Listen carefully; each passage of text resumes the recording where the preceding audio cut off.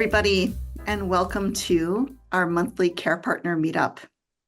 I'm Polly Dawkins, Executive Director of the Davis-Phinney Foundation, and I am joined, as always, by our fantastic panel, whom I will introduce here shortly. And we have a special guest again this month, Dr. Mark Mapstone. And without further ado, I am going to introduce Connie Carpenter Phinney, our hostess with the mostest. Wow, it's great to be here. It's great to be in the presence of Mark Mapstone again. This is so helpful for everybody to have a discussion about all things neuropsychology with our person with Parkinson's, and to be honest, with ourselves. So we're here to help you, the care partner. We will, of course, discuss your person with Parkinson's and strategies, but what we're really trying to do is help you. So please remember that up front. That's number one for us. I'm joined by Gail Gittin. If you're new to the chat, you need to know Gail. She is a person that was a care partner, lost her dear husband, Gene, 4 years ago. That's crazy. And still an ambassador with the Davis-Phinney Foundation, and such a lovely help to so many. Gail, thanks for being here. Pat Donahue is joining us from Las Vegas. Gail, by the way, is from across the street in Boulder, Colorado here. And Pat's joining us from Las Vegas, where he is a teacher, and he is hiding out in, it looks like a break room today, or the chemistry room. Where are I'm you? in a science room. You're in the science room. All right. Well, let's not do any experiments while we're online today. And thanks for being here. Pat's wife Sid has Parkinson's, and as you know, if you've been with us before, he's like an open book, sharing strategies and difficulties as we all navigate this journey. If you don't know me, I'm one of the co-founders of the Davis-Phinney Foundation, and married to the guy with the name on the foundation. Mark's joining us from UC Irvine in California. He has been an incredible ally to us as care partners and people with Parkinson's, and helping us to understand this space. Mark, tell us a little bit about yourself. Sure. I'm Mark Mapstone. I am a frequent visitor to this support group, and work with the Davis-Phinney Foundation for almost a decade, going on a decade now, in consulting roles and various other roles, and giving talks and things like that. I'm a neuropsychologist, and I focus in the area of neurodegenerative diseases, and this is Parkinson's disease and Alzheimer's disease, Huntington's disease, and other such things. I'm a professor in the Department of Neurology at UC Irvine. And my focus is trying to develop blood biomarkers of some of these diseases so that we can detect the disease in the blood prior to the symptoms start to occur. So wouldn't it be great if we knew that somebody was at high risk for getting one of these diseases, and then we could start therapies or treatments or things to prevent or slow the onset or progression. So that's my scientific focus, but I do spend a day in the clinic every week, in which I work with people who have Parkinson's disease, Alzheimer's disease, and other diseases. So my specialty is understanding how the brain produces behavior and thinking abilities. And behavior is what we are here to discuss. I was recently at a conference. I think we could maybe just start a little bit with that, with the conference, where I asked this was a Parkinson's conference, a lot of science, very interesting work being done. But I asked the psychiatrist after he gave a talk, why we as care partners didn't learn early on that our person with Parkinson's would most likely develop executive functioning disorder. Mark, you can clarify my terminology. And something that most of us notice, a difficulty in their decision-making.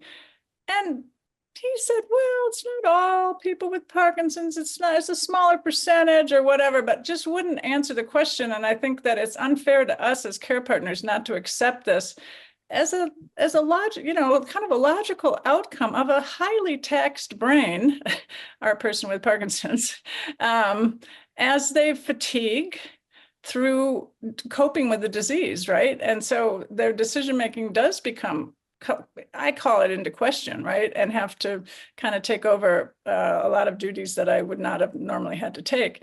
And yet when the leading, I would say, movement disorder specialist in the world was also at the conference, Dr. Bas Bloom from Holland, immediately when he got up to give his closing remarks, leaned into the fact that, yes, we have to accept the fact that that decision-making is compromised, that Parkinson's, and he clarified the difference between Parkinson's dementia and normal dementia.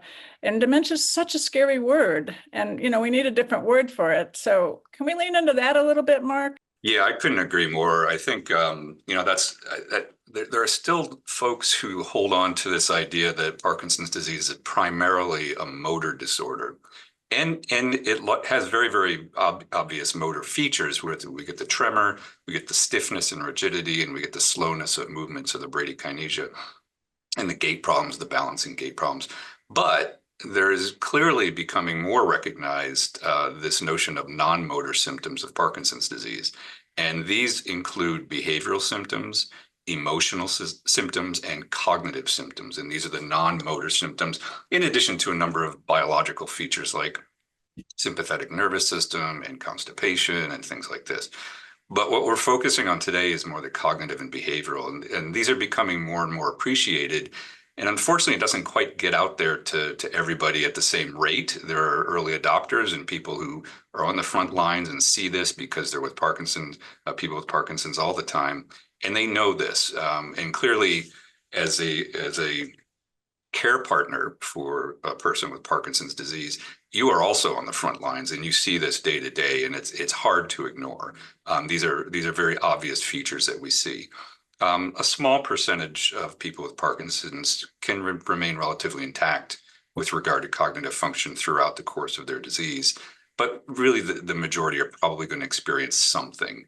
And most of the time, it's this thing we call executive function, which is a little different from dementia. If you'd like, I can go into maybe a definition of those two.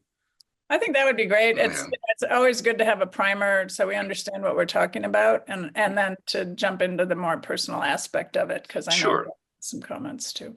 Yeah, so just to define what we're talking about, executive function is the result or cognitive processes that result from more or less the frontal lobes of the brain and related areas that are highly specialized for doing the unique things that we as humans can do. These are executive planning, decision-making, control of sort of base primal instincts, kind of keeping those down, not saying things that you shouldn't say in front of people that you shouldn't say them in front of. That's an executive function. That's something that we do in order to keep those behaviors down and sort of socially in context. You'll know that children develop these executive functions over time. If a toddler sees cookies on the counter, he or she is going to run up and grab them because he or she wants the cookies. But as adults, we're not going to do that because we know it's not appropriate because they're not ours, for example. So we develop these skills over time. And some of these neurological diseases also degrade these executive functions over time. So you can have the slow erosion of decision-making, planning, and the ability to multitask and to maintain socially appropriateness in social situations. That's largely executive functions, but that's very separate from things like memory. They do interplay, but memory is very different. There's a different part of the brain that controls that. So executive function are these areas of functions that emerge from the frontal lobes of the brain, and they are uniquely affected by Parkinson's disease, and it's just the biology of the disease. Dementia is something quite different. Dementia is an umbrella term, and it refers to a loss of something that was there before, slowly over time, typically, that affects your daily function. And this can have many causes. Parkinson's disease is one cause of a dementia that affects your ability to function due to cognitive problems. Alzheimer's disease is another kind of dementia. Head injury, repeated traumatic head injury, so it's another form of dementia. Sunstroke or heat stroke is kind of a form of dementia because it affects your capacity to think clearly so that you really can't do what you need to do to stay independent, but it's reversible. Vitamin B12 deficiencies, thiamine deficiencies, thyroid function. There's lots of different reasons why your cognitive abilities might be impaired so that you can't act out your daily activities in a safe way. Some are reversible, some are not. Mark, let me interrupt one thing, because the other thing that's not really said that often when we talk about dementia and Parkinson's is exhaustion, and how fatiguing the disease itself is, and so maybe that has a different biological basis, but with the same outcome, right? And we don't know as care partners what it feels like to live in the body of a person with Parkinson's, but I can see how fatiguing it is, right? Yeah. And I know if I wake up in the morning and I haven't slept well, which most people with Parkinson's don't sleep that well. If I wake up and haven't slept well, my decision-making goes downhill, right? And I'm more reactive, I'm more emotional, I'm less fun to be around. And so I think, where does that play in this kind of hierarchy of the person with Parkinson's and their capability cognitively? Well, yeah, cognitive abilities kind of stay at the top of the hierarchy. And so they rely on a lot of different things, including your energy, your, getting good quality sleep, being well nourished and well fed, being in good fitness. All of these things contribute to good brain function for cognition. And all of these things can be affected in people with Parkinson's disease. So sleep is affected, diet is affected often, energy levels are affected. There's the emergence of depression and anxiety in some people, and apathy, for example. All of these things can affect your thinking abilities. You're absolutely right. We've all experienced this.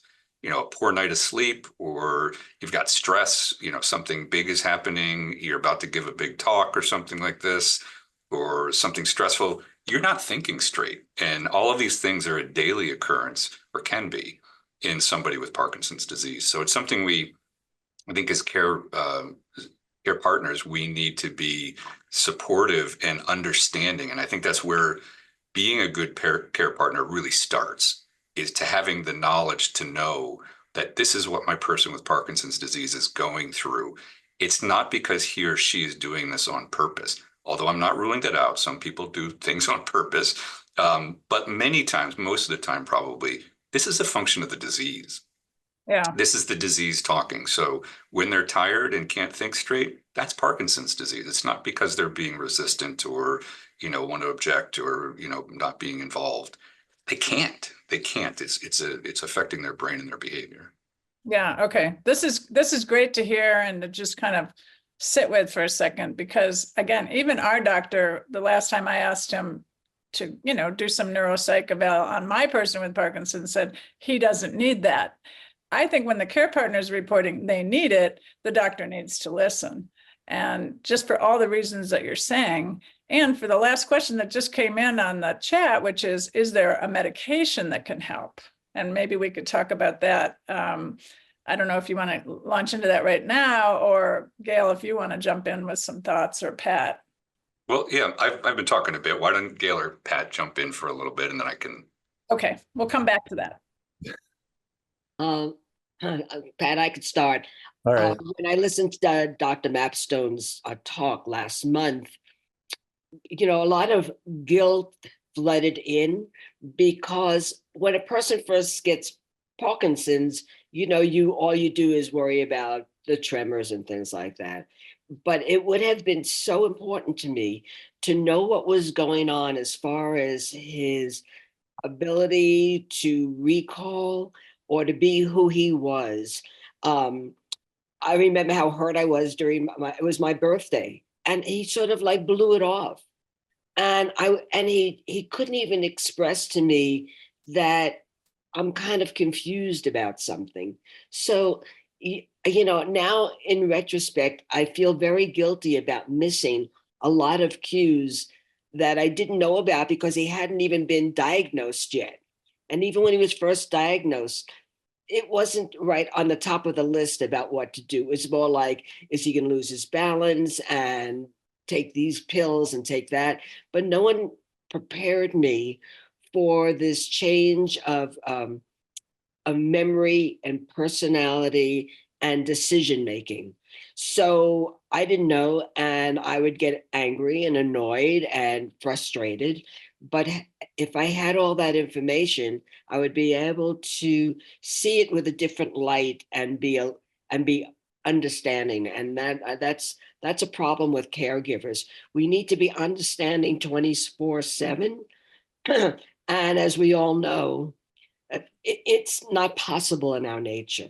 And the thing that I most that I concentrate on is all the mistakes I made, and I don't concentrate on the myriad of pluses I should get on my or stars I should get. I don't know why we always remember our screw ups.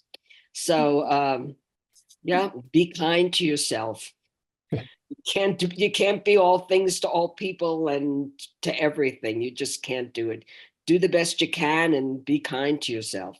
It's going, you're going to have these situations, but you have to understand, first of all, everyone on this talk, I'm sure, has his day in and it's day in and day out. So be kind. Yeah, that's hard to do sometimes, but it's important to do. We've been dealing with executive functioning, the lack of it since when Sydney was still working as a school teacher. She was teaching a second grade class and would forget that they were at lunch and wasn't able to, she was busy doing one thing. She had to go get the kids in from lunch and things like that. It started to become a problem. And that's when we turned on the retirement plan. But as we've gone on, for the last 10 years or so, it's been even more so. And I hear about it all the time. And sometimes I forget. And this is where, where we were talking about before, is how we handle the lack of executive functioning. Why don't you remember where you did that? I mean, the other day I had a coupon that I needed to go to the store with, and I went back. I drove to the store and I drove home to get the coupon because I forgot it, and then the coupon wasn't there. Well, she said that she threw it away. I said, why would you throw it away? It's in my box. Don't throw the things. I'm always doing stuff. I have to always be doing something. I said, okay. And I got angry, but at the same time, I devised another way to get that coupon back. And so I was okay. And so we were able to, I called her and said that, hey, I found another way to get the coupon. All's good. Hope you're doing well. But it's a constant battle. And lately I'm finding myself trying to remember back when these things weren't a problem and what was it like then.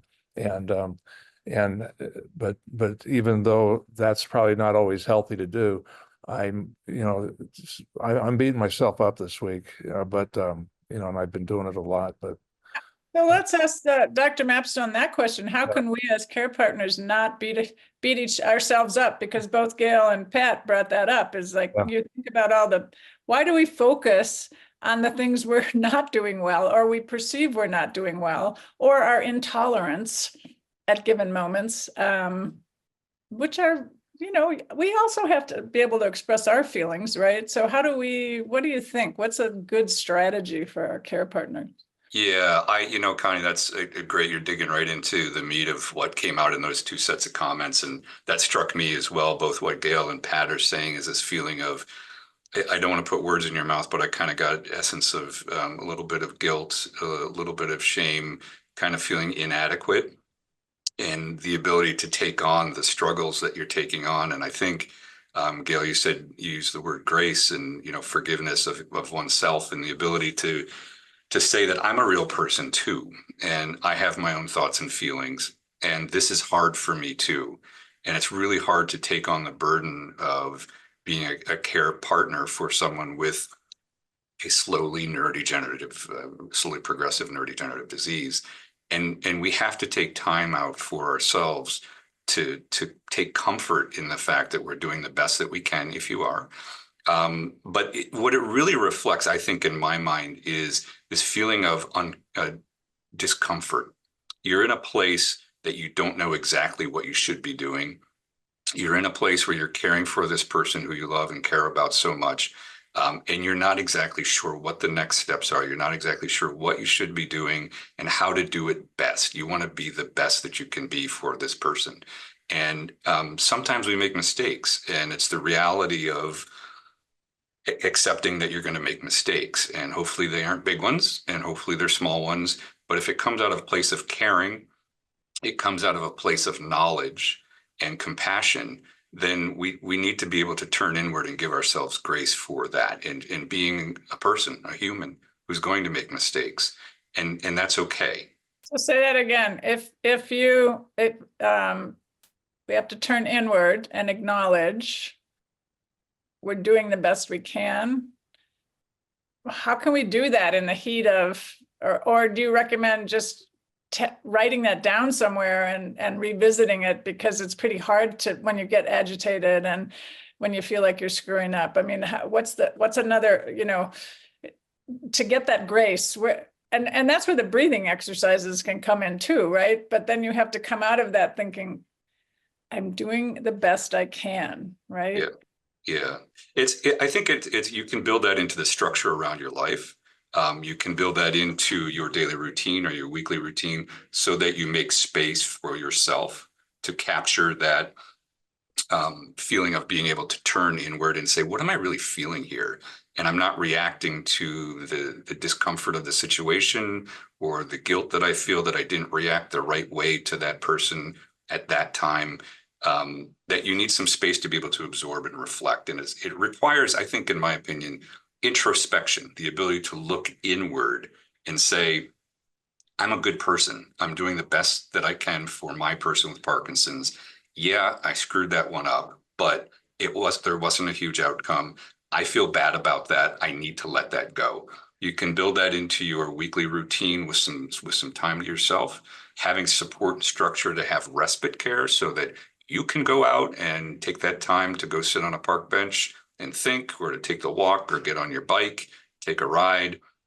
You've got someone who's going to come in and take care of your person so that you can go out and do this for your own mental health. And this is a recurring theme that we've had many, many times that I've been on this call, is that you really need to take care of yourself in order to be the best care partner for your person with Parkinson's disease, and build that in. I mean, you can't take it all on yourself. You need to build that in with support, structure, and a framework that allows you to operate the best that you can, and recognize that you're not Superman or Superwoman. It doesn't work that way. You're just not going to be that person. If you recognize that up front, that's a good thing. Yeah. Yeah. Was going to add one thing, because I know when we have our listeners, maybe 90% of you are caring for your spouse. So we tend to use that as our frame. And I want to apologize to those of you who are listening and you have a parent or even a child, child with Parkinson's. So, but I know from my adult children that this advice would be helpful, even though they want to see. One of the hard things as adult children, I think, too, is we sometimes, they're a little slow to intercede sometimes with some techniques, just because they're used to a different hierarchy in the relationship. But I just want to acknowledge and say we understand that not all of you are caring for a spouse, and a lot of this can feel, especially since Gail, Pat, and I have been dealing with spouses. But I'm sure, Mark, you probably get adult children of people with Parkinson's too that come into your clinic that are also part of the care team. And by the way, in saying so, any of you with adult children need to make sure you're including them in your care team so that you can expand your care team. And if you don't know what to ask for help, think about how frustrated you get in moments when you feel like you haven't done the right thing. And what if that person could help you by making sure they were there several days a week, your adult child, to lend a hand and let you get out, or listen to you when you need someone to talk to, and other strategies, right? And I know that both Gail and Pat have leaned into their adult children. Some do it better than others, right? Yeah. Well, family relationships can be complex, and there's not always the same sort of support that you might expect from different members of your family. But I think it's really critical to celebrate wins as well. And this kind of gets to Gail's point about why do we always remember the bad things? You know what? We don't often take time to celebrate the wins. And Connie, as an elite athlete, you don't sit around moping about the race that you lost. You go out and you celebrate the wins, and you learn from the wins. What did I do right this time? And let's make sure we integrate that. And, to really be thoughtful, I think being a thoughtful person in the sense of what are you actually doing and why are you doing it? This is about mindfulness. This is the buzzword these days, be mindful, meditation, those sorts of things. But it really helps a lot to just sort of sit back and say, be introspective, to understand what you're feeling and what you're thinking, and then to use that to be better, or to, be able to let go of things where you didn't quite perform where you needed to. Yeah, and I think Davis also had talked about this, in the original motto of the Davis Phinney Foundation was every victory counts. And what he meant by that was once he was diagnosed with Parkinson's, he was no longer obviously celebrating victories in bike races. Although I do want to just interrupt to say our daughter-in-law won the Tour de France Femme a couple weeks ago. The women's version of the Tour de France was won by our daughter-in-law. So we were celebrating that and still feel really good about it. So it's nice. I mean, many of you were watching the Olympics. It's nice to celebrate the success of others too, even if you have to step out of, and remember what it feels like to celebrate, right? And so yes, I'm still buzzing and I get a lot of thumbs up here. I love it. From her win, I've allowed myself to enjoy it, and so that's the other thing as a care partner is allowing yourself to enjoy something along the way, right? So in Davis's case, when he was diagnosed, he realized the win was being able to still go for a bike ride or getting a wonderful hug from his daughter or his wife, and things like that, and just reframing. And so I think that's some of what Mark's talking about too, is this capacity to reframe. And when you feel really stuck, if you have mindfulness in your quiver, if you have an app on your phone, something you can just lean into and listen to for 10 minutes, those of you who are stuck and can't get away from your person with Parkinson, at least it lifts you out of that situation. Or go to YouTube and watch Kasia Niwi-Adoma win the Tour de France Femme, and I guarantee you're going to get really happy. You won by 4 seconds. So, I mean, that was such an amazing race. And it's worth watching 3 times or more. Yeah, and also leaning into the whole thing of that, which is like every little thing matters and counts, right? And I think that's something that she realized through her athletic career. And we have to realize in our caregiving, it's not just one thing that gets you to, feeling like you've had a victory. It's so many little things. Yeah. And the capacity to allow yourself to reset or get a do-over, because that's another thing Davis and I talk about too. And you're right, Mark, when you have a bad race, you can't dwell on that. You have to reset and say, how am I going to get better? What am I going to do better that allows me to feel like I'm worthy and that I'm getting stronger, or whatever the case may be. And that's a big part in the care partner space. Polly, do you want to, what do we want to lean into any questions? I see a lot of chat. Yeah, we have a lot of questions, and we have a lot of questions left over from last month. Okay. And there are some similar themes. So folks in the audience, if we don't get to your specific question, we hope we pick up the theme that you're experiencing. One person, I think it was Bruce, asked or said that mental decline, dementia, cognitive decline is his person's greatest fear. Is that a common fear? Oh. And what should his response to his person with Parkinson's be? Well, I mean, I could start by asking Tanya, Gail, and Pat, is this something that's been expressed to you by your person with Parkinson's? The idea that there's going to be cognitive decline? I always remember Gene using this phrase, Gail, I'm doing the best I can. I'm not doing it on purpose. When he used to say, I'm not doing it on purpose, that just absolutely slayed me. So, he knew, every time he'd say, just show me how to do this one more time on the computer. And his one more time was 50, 60 times. And he knew, I don't know. He was a rare, wonderful individual. But Gail, was he afraid? Was there fear involved? I think that was maybe to the heart of it. Not that he showed me fear. He showed me frustration, not fear. Frustration, not fear. What about you, Pat? We do a check-in every now and then, when something comes up, is that Parkinson's? Is that dementia, or is that cognitive, or what have you? And she assures me that it's not, that it's usually a Parkinson's thing, that, when there's so many different aspects to Parkinson's that it could be any number of things. But I think we worry more about my cognitive decline than hers. Yeah, but I mean, like I was out riding Saturday and where I was, I'm going, where the heck am I? I didn't, and I had already been there. Somehow I had looped around and came back different But way. Pat, I think this is important because I think what happens to us as care partners, and Mark, maybe you can focus on this a little bit, is that we get so, we're so overburdened at home and in our minds, because, and Gail, you've talked about that, wishing you could put your brain on a shelf so you could stop thinking and ruminating on things.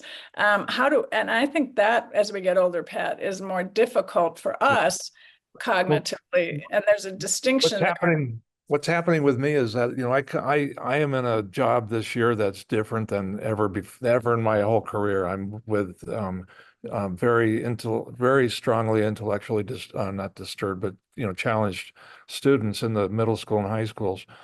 In high school, and I constantly 100% of the time, thank goodness for today, this gives me an hour to get away from it, but it's ongoing. It's always, okay, what are we doing next? It's no time for a break. And then I go home and Sydney wants me to be doing, okay, what are we doing next? And I just want to, bail and somehow I'm working on how we can work on that together, and we're getting there. There's a lot of things that we're doing. One of the things that I do is, and now I see, I'm sorry, this shows my worry about myself, is that I forgot what that thing that we do is. One of the things that I always, if we're in the heat of the moment, if I'm wrong, I need to admit that I'm wrong.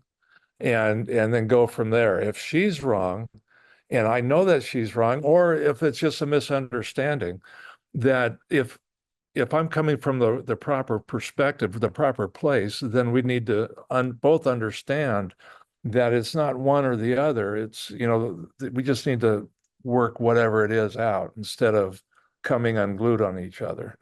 Yeah. So the key is working together, right, Mark? And I think to answer the question on fear, because you want to, I see some comments in the chat too on denial. I think denial is a big part of anyone's reaction to Parkinson's or to cognition deficits that they might feel. And by the way, I think if you feel a cognitive deficit, that's probably better than not, right? Yeah. So, yes. Yeah, so I don't know that it answers your question specifically, but maybe we could talk a little bit about, confronting that as just and working around it. And then we could talk about drugs and other therapies that might be helpful for us as care partners. I think mindfulness is a huge one for both the care partner and the person with Parkinson's. That's my bias. But there are medications and there are other ways to sharpen ourselves. Yeah. When Pat was talking, the word that came to my mind was demands. So many demands on you at work, at home. So many demands. Yeah. It's and if you're both retired, I mean, if you're both retired and you're both at home, there's still a lot of demands. There's the financial demands, there's the planning demands, right. And it's all of that. And it's all you. It gets piled up on you, and demands are become a mountain. But we have to tease them out and decide which ones we need to address and which of the demands we can just let it go. By the way, I better say this. My job is one that I've never had before. It's the hardest thing I've ever done. I mean, I've had all sorts of pieces of it, and I'm putting it all together for this. But I do love it. I do love my students, and they are amazing to work with. Okay, just wanted to clarify that. That's always good to hear. Mark, Cynthia wonders, is marriage counseling worthwhile at this point, or is it a waste of money given that her person with Parkinson's has cognitive decline? Oh, I think that there's always opportunities for growth. And if you both approach it in the right frame of mind, I think that growth is always a possibility. So if you're feeling like lost, or you're feeling like things aren't working out and you really need some clarity, I think that if not for your partner, at least for you, perhaps you could get something of benefit out of talking therapy and counseling, marriage therapy, if you're having marital difficulties. I think I feel very strongly about the need for insight-oriented psychotherapy, which is the ability to sit with somebody who's going to guide you through this introspection that we've been talking about, the ability to look inward and really understand what you're feeling. Because lots of times we go through our days and our lives without really understanding why we do what we do, and really kind of pulling out those feelings that are in there driving our behavior and putting them on the table and looking at them and saying, why do I feel that way? What's the root cause of that? And a lot of them are very basic fears. These are things like insecurity, the fear of being left alone, trust and mistrust. A lot of very basic fears are driving some of our behaviors. And if we can only get to understand the relationship between this behavior that might come out as aggression or irritability or resistance, might actually be insecurity, or it might actually be a failure of trust. And if you can go with someone who can help you pull those things out that are deep down inside you, put them on the table and take a good look at them. And it doesn't have to be all in one session, you do it all at once, but slowly over time, learn to examine those and be introspective and understand what's going on inside. You can understand your behavior a lot better, and you can understand your partner's behavior a lot better. So a good therapist that practices this kind of approach, I think, could help you, and there's potential for growth at any stage of any relationship. So I would say yes, I would say go for it. What do you have to lose? If things are not going well and you're unhappy, would you rather go away saying, well, I tried everything I could, or would you rather say, well, I don't know if it would have worked? I would say go for it. Yeah. That's great advice. Polly, want to follow up? That follows up with a question that we got from last month, from somebody who said, lately I've been feeling like it's too late to keep trying to find new things. I'm the main one pushing for everything since 2019. When is it too late? And I think what I'm hearing you say is it's never too late. Well, yeah, I read that one from the summary of last week or last time. That's a bit of a red flag for me. I think if I hear that in a person that I'm talking to in a clinical situation, I would think I've got to explore that a little bit more as a clinician, as a professional. I would worry about mild symptoms of hopelessness in that person, and whether that's the symptom of depression or a dysthymia or a reactive disorder in the care partner about this hopelessness. And there may be benefit to talking with someone in personal therapy. And again, I've talked about this before, that a therapist does not have to be someone you pay, that you go into some place and you sit on a couch and you talk with this person and you pay them. A therapist is a good friend. A therapist is a pastor or a rabbi or somebody who's religious who can just sit and talk with you. It could be a child, an adult child. It could be, it could be anybody that you get support from, that you can unload a little bit and pull out those introspection things that we talked about before. It doesn't have to be a professional setting. Wherever you get benefit is critical. And I think going back to that issue of fear that your person with Parkinson's feels, I think that fear can evoke those strong feelings in you as a care partner as well, because you see this person that you've known to grow as an adult over 20, 30, 40 years of your marriage together, or since you've known them, and they're not the same anymore. And you know that, and that person knows that. And it can cause fear in you. And it's important to understand and recognize what that means for you. So just stop. And that's another question we always get too, is my person doesn't seem to be the same person I married. And they're not. They're not. I mean, they just aren't. And truly, as you live over 10, 20, 30, 40 years of marriage with someone, you're not the same either. I mean, nobody's the same. We all change and we all grow, sometimes in good ways and sometimes in not so good ways, but we're not the same as the 25-year-old that you married. That's just not going to happen. And that's partly aging, but in Parkinson's disease, it's also the disease that's changing the person. Yeah, and I think and I think with several people, their person changes so much they almost don't recognize them, and I hear that a lot. And that makes it really hard. And it's hard too for adult children looking at their parent. And, it's hard to if your children don't live close, to keep them informed, as to how things are going. But if you do have adult children that you're close with and you can talk with them and be more honest, it will help them, navigate as well, and also help you, because it's a bit of an unloading, and it's kind of to the capacity of what they can accept. But I think it's going to help you in the long run if you're able to, as Mark said, talk to a friend, maybe a clergy person, or if you're lucky, you find the right therapist, but very hard for people to find that person. And sometimes it takes months. And so, don't wait. See who you can lean into now. And so often I've found that people that listen better to you may be people you met that didn't know your person with Parkinson's before they were diagnosed. You may have a circle of newer friends who understand you where you are right now, and also can see your person for what's happening, and probably think you're like a angel looking after, your person. But we also got the question last time too, Polly, of how to deal with when someone asks the care partner, how are you doing? And fine is not an appropriate answer if you're not fine. And you won't get someone to listen to you if you answer fine. So you have to figure out who you can answer more accurately with. I'm barely managing, some days better than others, parts of days better than others. What's the right answer? If it's someone you don't really want to disclose with, fine is fine. But otherwise it's really not.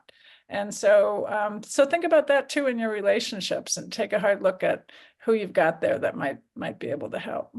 I think that sort of feeling really highlights this underlying tension between needing to be vulnerable in order to dump and get support for yourself, but also needing to be the rock for your person.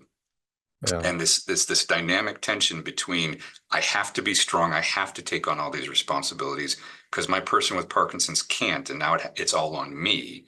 But also, in order to be strong, then when someone says, or sorry, to be vulnerable, when someone says, how you doing? And you say, I'm fine, but you're not really fine, you're still being strong and you're not being vulnerable yet. And it's the ability to be able to move between those two states. And we get so stuck as care partners in this state of, I need to be strong. I'm the only one that's doing this. Who else is going to do it if not for me? And I need to be this person.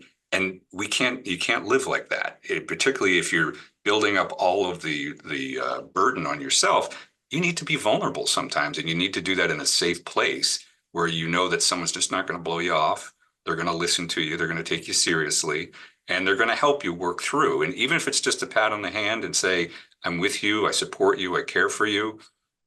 Sometimes that's all we need. And that's all that anybody needs.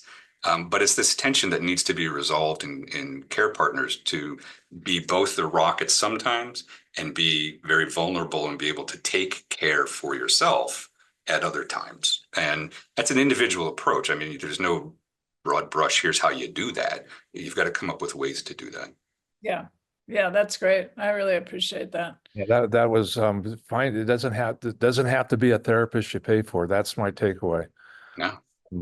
Because I've got friends that I could go and talk to, and Sydney's always telling me, you need to go see somebody. I said, I don't have time, but I do have time to go to dinner with a friend or something and lay it on the table. Yeah, and if they're good friends, they'll listen to you. Yeah. They'll sit with you, because you would probably do the same for them if Absolutely. they had a spouse. That you would do that, and so sometimes you need to take that. Sometimes, Mark, it's easier to sit and listen to other people and try to be of help. That's part of the problem too. So being vulnerable, yes. And Pat and Gail know that because they're ambassadors with the foundation, and they sit and help a lot of people navigate this process. Gladly. So, what's up? I said gladly. Yeah, you do. I know. All right, we have 10 minutes left, and wow, this has been so great. But some rapid fire answers might be in order now. Few questions around executive dysfunction or executive function issues. Is there a medication to help with that? And the second question related is there another resource, like a social worker, or who can help with executive function in a person with Parkinson's? I'll start with the second question first, because that's easier to answer. There are people that can help. And the idea is to make sure you understand what you're dealing with first, and that this person is actually having these sorts of troubles. Your care team should help you with this. And I know that there's variations in who has access to what, but any team that has a neuropsychologist or a cognitive neurologist or a speech and language pathologist, or even just a clinical psychologist can help you with these sorts of issues. Cognitive rehab is one form of a way to get at executive dysfunction. Medications, there are no direct medications that you can say, I'm going to be a better decision maker if I take this particular pill.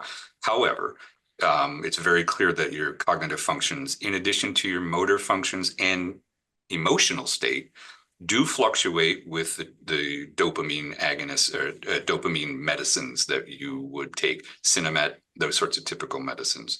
So as you get down on your dose of Cinemet, you're going to maybe experience more cognitive problems in addition to more motor problems or emotional problems. So I wish there were an easy answer to the executive medicine thing, but there's nothing pops to mind that's going to make you think more clearly. Other than regulating with your dopamine. So all those things were being offered up online to buy. Don't go there.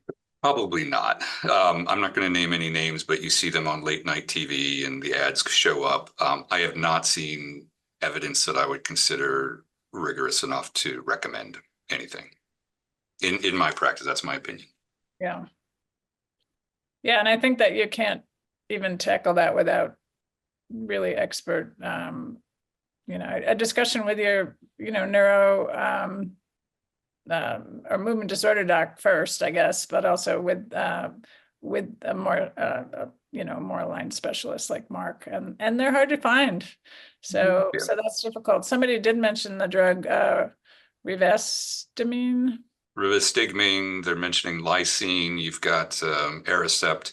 These are all medicines for, well, lysine is a supplement, but rivastigmine and memantine and these other drugs, these are all medications for dementia, and they're typically used in Alzheimer's disease and in people with Lewy body disease. Can be used in people with Parkinson's dementia. Not great evidence at this time for them being beneficial. Some people can see some improvement, but it's going to be mild. It's not going to be, wow, he's definitely better, or she's markedly better. Probably not going to see that. And that I'm just setting expectations. Your mileage may vary. So no magic pill. Some of it is just lifestyle and particularly sleeping better if that's possible, but that is so hard too. And so what else we have, Polly? Yeah, one person mentions that she said, I hate how our marriage sometimes seems almost like parent-child instead of spouse-spouse, and many people agreed with that. Is there a way to pivot back to spouse-spouse or maximize the spouse-spouse time? Yeah, I would have to know a little bit more about parent-child. Is that more that the behaviors are being more demanding like a child, or is it more that the partner is taking care of everything and therefore it's a parent-child? Mm. I would say from my standpoint, and feel free to weigh in the chat, but from my standpoint, it does feel quite often like you're managing a toddler with some of the decision-making and the speed at which you as the adult in the relationship might feel like you're having to make decisions. I have that sensation quite often. My person's quite high functioning, but I used to like sharing the decision-making more.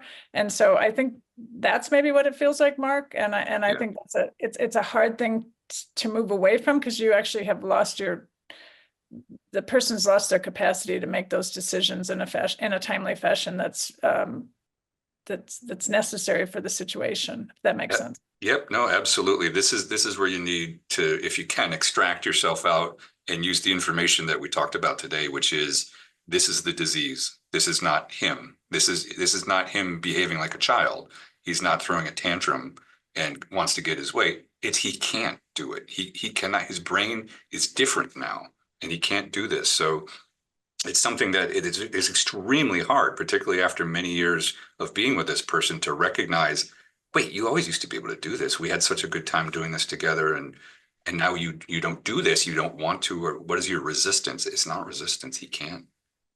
In most cases, I mean, it may be true that some people do this, but it's more likely he's not able to do this. Yeah, not able. And so separating that's actually not an adult-child relationship. That's actually your current relationship. And try to keep the love in there, try to keep hugging and kissing and holding hands and, just remind yourself of where the attraction began, and know that a lot of it does not reside in their cognitive function any longer. And that's the transition, and it's our capacity to not deny that, but accept it and keep rolling, Yes. it's not going to be easy. None of it's easy.